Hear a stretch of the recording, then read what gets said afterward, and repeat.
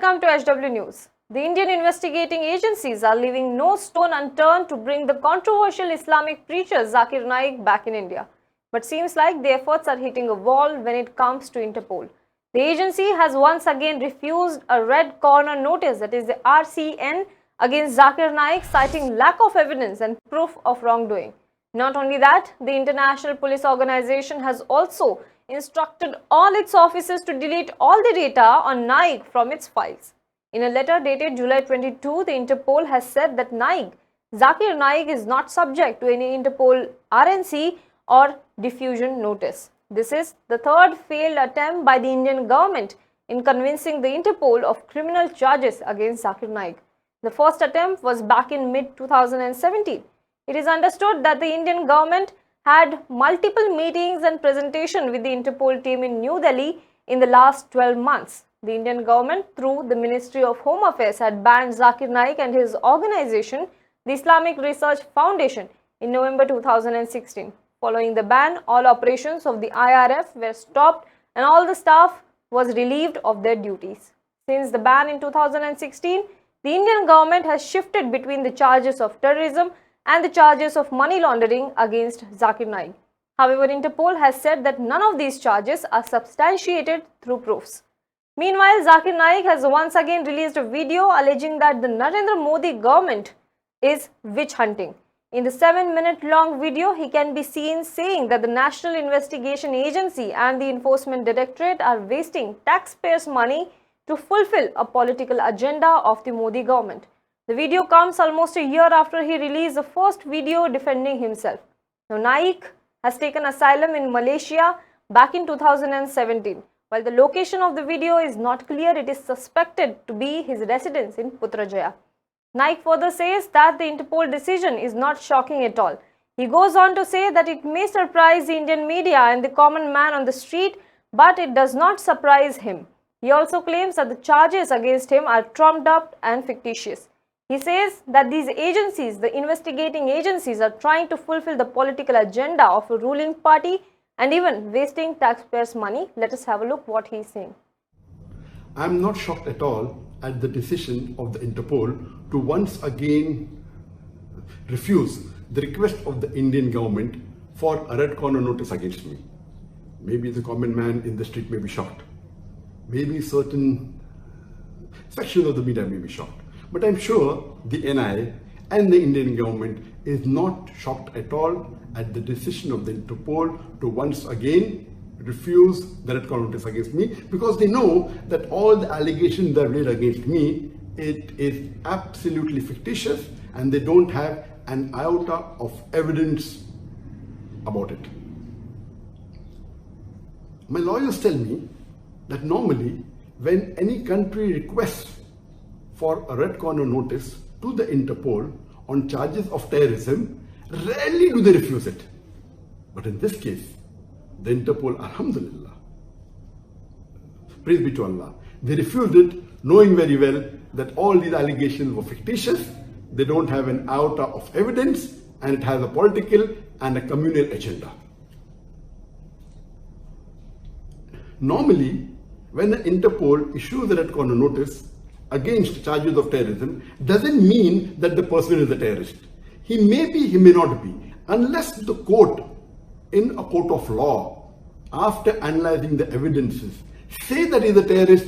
Can you consider that there are chances he'll be a terrorist? Just by a red corner notice being issued does not indicate that the person is a terrorist. It has been for more than 3 years since the Indian government, the NIA, is trying to find evidence against me.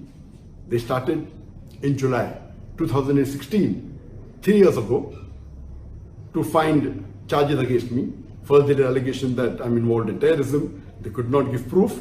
Then they said I'm involved in hate speech. Then they went to money laundering. And alhamdulillah, all of their efforts have failed. Even the appellate court of ED, they clearly said, and they put a stay on them to attach my properties. That means the verdict of the judge carries a bigger weight than the complaint made by the ED. Well, this is not the only thing that he talks about in the video. He further addresses Prime Minister Narendra Modi and invokes Hindu scriptures. He says that the agencies need to follow the truth. He says he is not saying it, it is what the Upanishads and the Vedas say. He further goes on to slam the Modi government, saying that India has been regressing socially and economically since the Modi government took over. Let us hear what Zakir Naik has to say on PM Modi. Have not these officers read the holy scriptures?